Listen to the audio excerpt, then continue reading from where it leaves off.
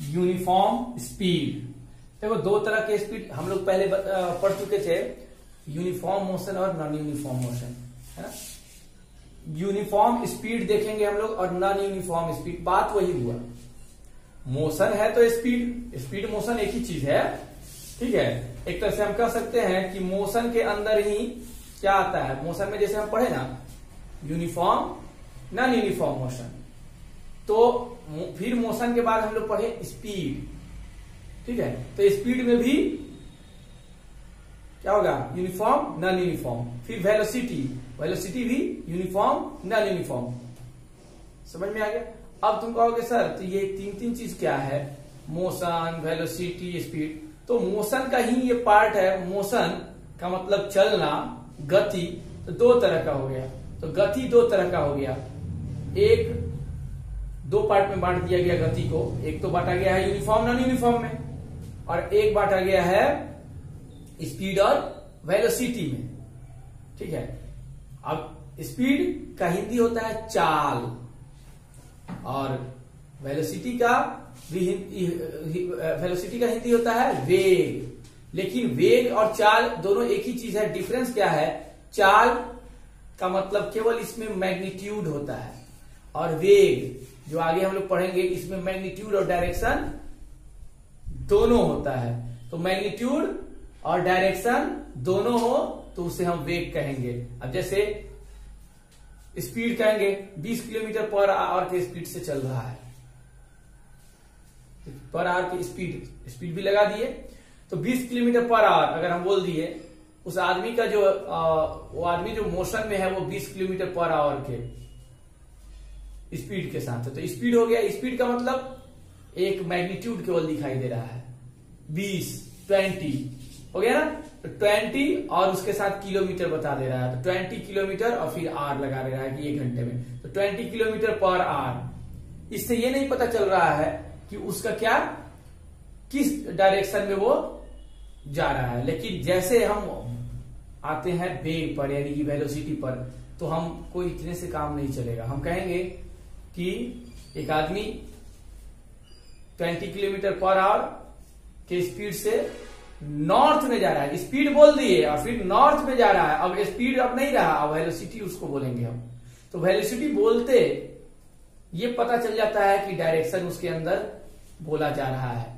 पहले 20 kilometre per our की speed से अब स्पीड आ गया उत्तर की तरफ, अब डायरेक्शन भी आ गया, यानी स्पीड में थोड़ा सा और डायरेक्शन जोड़ दिए तो वो हो गया वेलोसिटी, उसका नाम हम रख देंगे, ठीक है। अब हम लोग आते हैं यूनिफॉर्म नॉन यूनिफॉर्म स्पीड। तो हम लोग देखते हैं SPEED स्पीड का uniform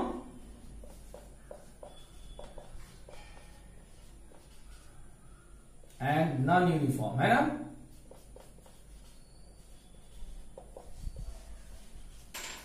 uniform non uniform speed हो गया। तो 1 में यूनिफॉर्म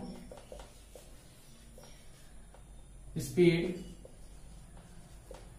यूनिफॉर्म स्पीड का मतलब अभी अगर 10 किलोमीटर पर आवर की स्पीड से जा रहे हैं, थोड़ी देर बाद देखें 10 किलोमीटर पर आवर की स्पीड से, थोड़ी देर बाद और देखें 10 किलोमीटर पर आवर की स्पीड से। ये 10 किलोमीटर पर आवर का स्पीड बना हुआ है, यानी कि चेंज नहीं हो रहा है, ठीक है। तो हम कहेंगे यूनिफॉर्म मोशन और यूनिफॉर्म स्पीड, यानी कि यूनिफॉर्म मोशन का जो डेफिनेशन है और यूनिफॉर्म स्पीड का जो डेफिनेशन है दोनों क्या है, सेम है। उसमें भी same equal distance in travel in equal interval of time, equal distance travel in equal interval of time, वही कहलाएगा यूनिफॉर्म स्पीड, ठीक है। तो यूनिफॉर्म स्पीड को हम समझते हैं, इसलिए इसका डेफिनेशन हम नहीं लिखते हैं, क्योंकि मोशन का जो डेफिनेशन है वही इसका भी डेफिनेशन है। तो अब हमारा एक ग्राफ हम देखते हैं, ग्राफ से समझते हैं इसको।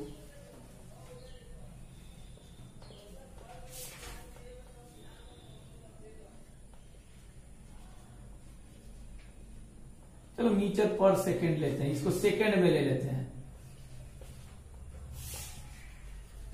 और इसको मीटर में ले लेते हैं।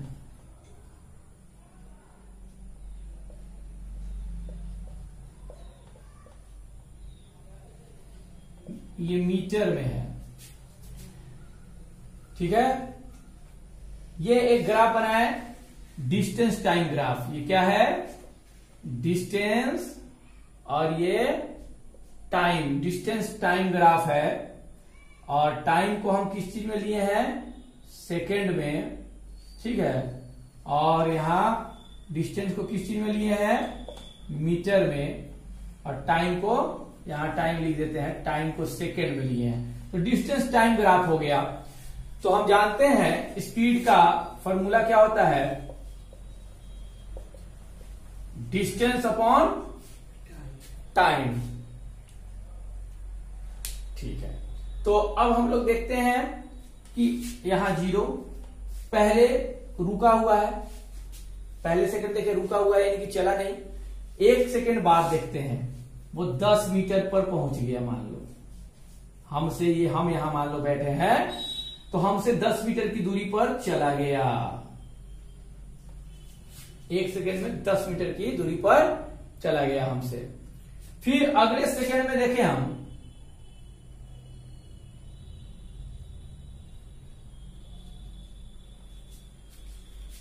फिर हमसे 20 मीटर की दूरी पर चला गया, यानी कि 2 सेकंड में कितना चला? 20 मीटर। हम लोग पहले सेकंड में निकालते हैं, टाइम 1 यानी 1 सेकंड लेते हैं, तो स्पीड 1 क्या होगा? Distance upon time. तो डिस्टेंस कितना हो गया? 10 और टाइम 1 यानी कि 10, ये सेकंड में और ये मीटर में, 10 मीटर पर सेकेंड। अब हम लोग टाइम t2 लेते हैं। अगर मान लो कि हम 2 सेकंड बाद देखते हैं टाइम, तो टाइम हम कहते हैं क्या कि 2 सेकंड अगर ले लेते हैं, 2 सेकंड, तो 2 सेकंड में कितना चला? 2 सेकंड में ये इस d2 मान लो, यहां पर d1 मान लो, d1 बराबर 10 मीटर, और d2 अब कितना चल गया? 2 सेकंड में चल गया 20।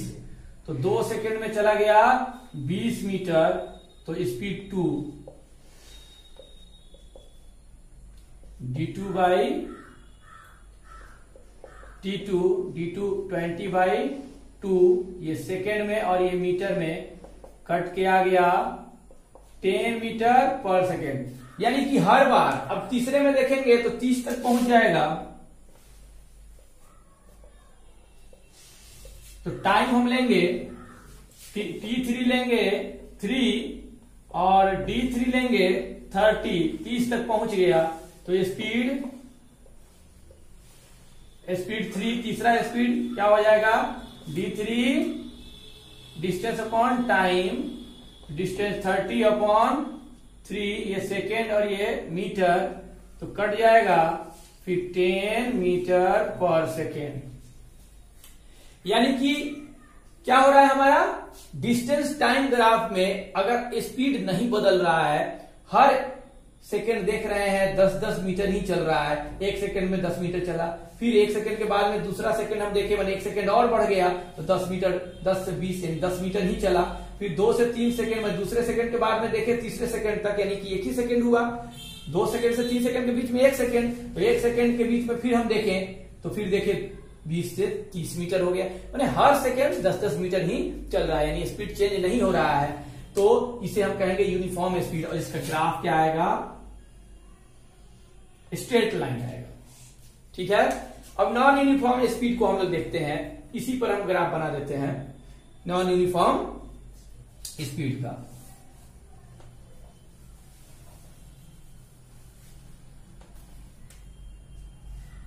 अगर कोई आदमी, इसको मिटा दें,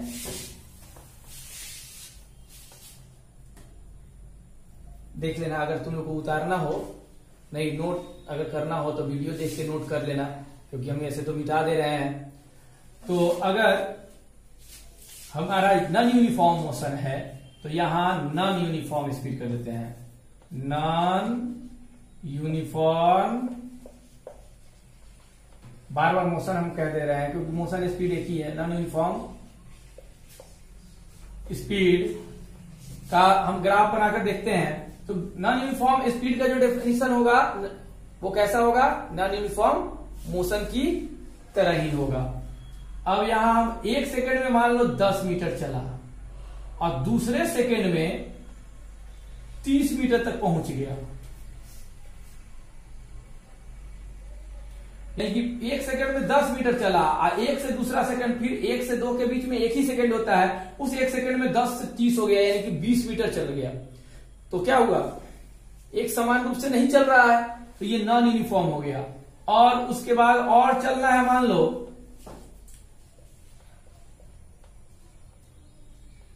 तीसरे सेकंड हम देखें तो 30 से 60 हो गया, यानी कि 1 सेकंड में कितना चला, 1 सेकंड में कितना चला, 30 मीटर चल गया। तो पहले 1 सेकंड में 10 मीटर, दूसरे 1 सेकंड में अगर देखें 1 से 2 के बीच में तो 20 मीटर, और फिर 2 से 3 के बीच में देखें तो 30 मीटर, यानी कि स्पीड क्या हो रहा है, बढ़ रहा है। तो ये नॉन यूनिफॉर्म स्पीड हो गया। देखो ये स्ट्रेट लाइन नहीं आएगा, टेढ़ा आएगा ये लाइन जो आएगा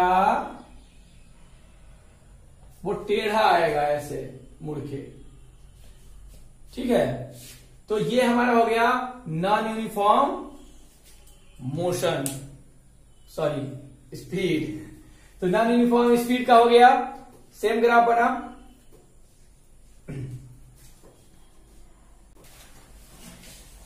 अब हम एक क्वेश्चन देखते हैं।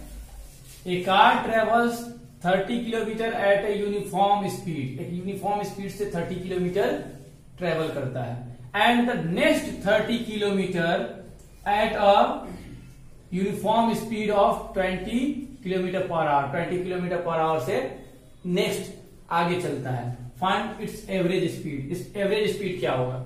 तो पहले डिस्टेंस जो ट्रेवल करता है D1 वो 30 किलोमीटर किस स्पीड से, तो V1 कर लो, इस स्पीड को मान लो 40 किलोमीटर पर आवर। पहले इतना किलोमीटर इतने के स्पीड से, तो V1 मान लिए। फिर नेक्स्ट, तो इससे क्या मेरा निकल जाएगा, टाइम निकल जाएगा, T1 निकल गया टाइम इक्वल टू क्या हो जाएगा, एक फॉर्मूला हम लोग जानते हैं ना, speed equal to distance upon time. तो क्रॉस करोगे तो टाइम इक्वल टू क्या हो जाएगा, डिस्टेंस बाय स्पीड। तो अब क्या होगा, डिस्टेंस 30 बाई स्पीड 40, ये आ गया हमारा 3/4। डिस्टेंस का क्या होता है, किलोमीटर में है, और ये किलोमीटर पर आवर में, किलोमीटर कैंसिल हो जाएगा, ये आर ऊपर चला जाएगा, 3/4 आर। इतना हमारा T1 निकल गया टाइम। अच्छा, हम टाइम क्यों निकाल रहे हैं, क्योंकि हमको चाहिए क्या कि एवरेज स्पीड का फॉर्मूला होता है total distance upon total time. तो एक तो इतना किलोमीटर चलने में, इतना किलोमीटर जाने में इस स्पीड से इतना टाइम लगा, फिर दूसरा जो नेक्स्ट है इतना किलोमीटर चलने में इस स्पीड से कितना टाइम लगेगा। तो टोटल टाइम दोनों को जोड़ेंगे हम, और दोनों टाइम को जोड़ देंगे, और टोटल डिस्टेंस, तो 30 किलोमीटर पहले चला, बाद में 30 किलोमीटर यानी 60 किलोमीटर। तो total distance upon total time हमें मिल जाएगा। तो अब देखते हैं D2, नेक्स्ट वाला 30 किलोमीटर ही है, ठीक है। और उसके बाद में क्या है, V2 कितना है, किस स्पीड से चल रहा है, 20 किलोमीटर पर आवर की स्पीड से, ठीक है। अब हमारा T2 कितना हो जाएगा, D2 बाई V2, यहां 1 लगा दो, D1 by V1, distance upon speed या वेलोसिटी। तो अब यहां हो गया D2 30 और किलोमीटर हो गया, और ये V2 20 kilometre per our, kilometre cancel, ये 3/2 आवर, यानी कि टोटल टाइम कितना आ गया, T1 plus T2 equal to 3/4 plus 3/2 यानी हो गया, ये R में है तो 4 LCM हो जाएगा दोनों का, फिर 3R प्लस 2 2 जा 4, 2 3 जा 6R, 6 और 3 9R/4 यानी कि 9/4 R हो गया। और हमारा टोटल डिस्टेंस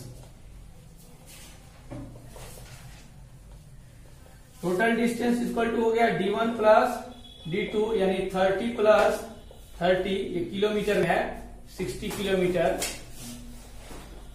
तो फॉर्मूला क्या होता है, एवरेज वेलोसिटी यानी VAVG शॉर्टकट में लिख देते हैं। VAVG माने वेलोसिटी, यहाँ स्पीड है, स्पीड, तो स्पीड AVG माने एवरेज स्पीड बराबर हो जाएगा टोटल डिस्टेंस